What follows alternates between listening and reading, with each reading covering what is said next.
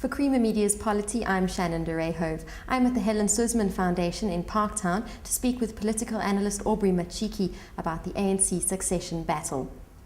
You state in your column that generally the internal leadership battles of a political party, even those of a ruling party, shouldn't excite the popular imagination in the manner that the ANC's presidential race has.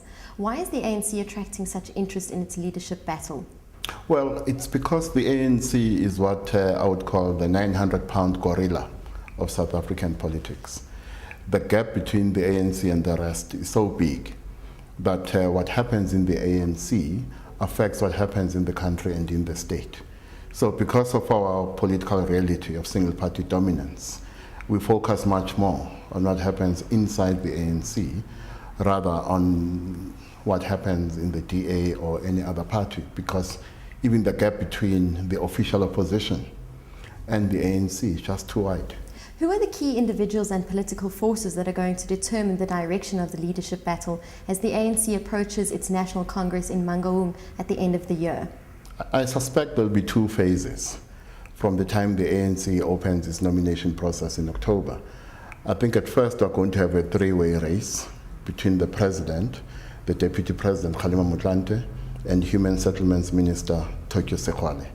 Of the three, I think Tokyo Sekgwale is the weakest, but not necessarily insignificant, which means when he withdraws because he realizes that he's unlikely to win, one of the two, that is Motlanthe or Zuma, might benefit from him saying his supporters should support either of them.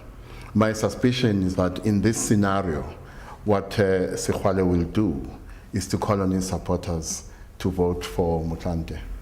Can you explain how election slates work in the ANC and what sorts of dynamics these slates unleash? Well, a slate is simply a list.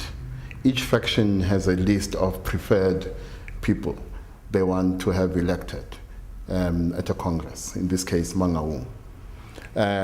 Dominantly, the people who feature in the slates as president are Jacob Zuma and Kgalema Motlanthe.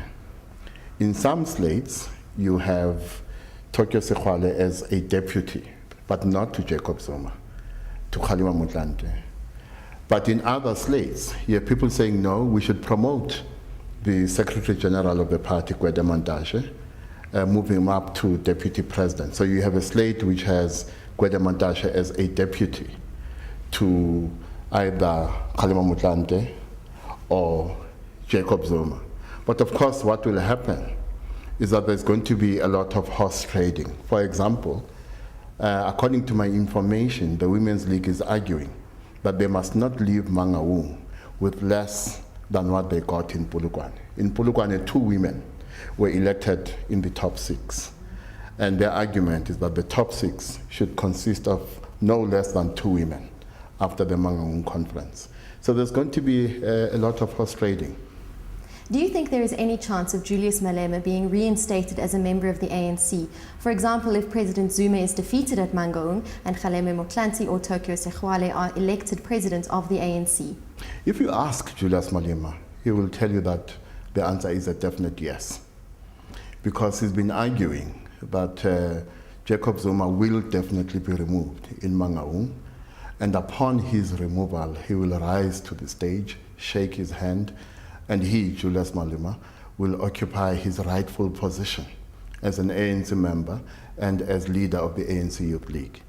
Now, if you ask me, I think if anything, Julius Malema might cost Kgalema Motlanthe the presidency of the ANC, because there's a possibility that even amongst those who have developed an antipathy towards the president, there will be the sentiment that the alternative to a second term for Zuma is the reinstatement of Julius Malema as president of the Youth League and as a member of the ANC.